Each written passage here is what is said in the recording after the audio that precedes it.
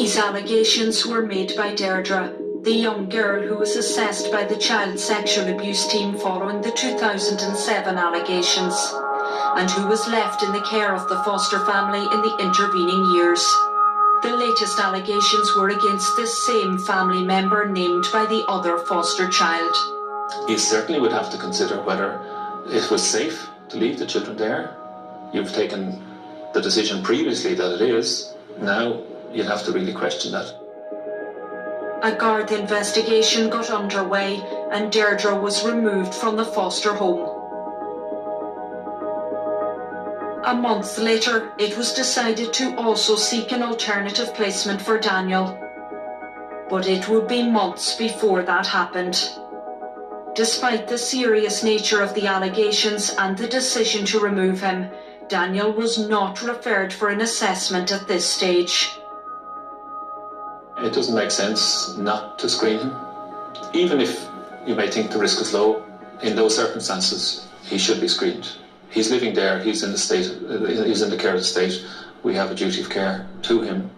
It is incumbent upon the state, incumbent upon TUSLA to undertake a robust risk assessment where allegations of abuse arise. I'm not saying this is an easy task. It is quite a nuanced task. It's quite a complicated task. Child protection work is challenging.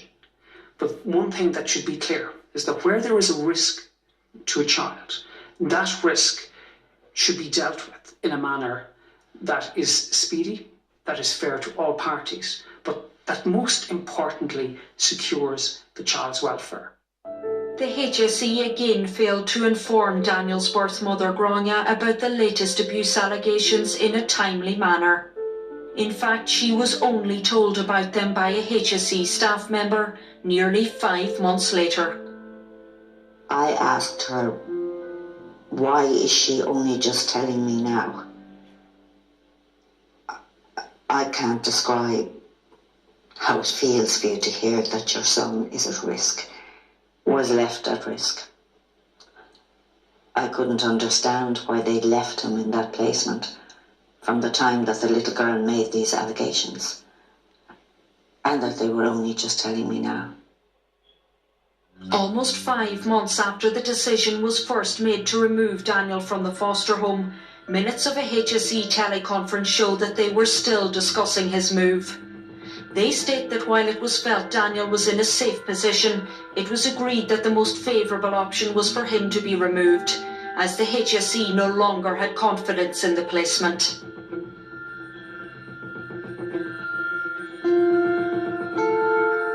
When Daniel refused to leave the foster home, the HSE took steps to remove him. Concerned at the continuing delay in removing Daniel from the foster home, Gráinne had her solicitor write several letters to the HSE, demanding his immediate removal.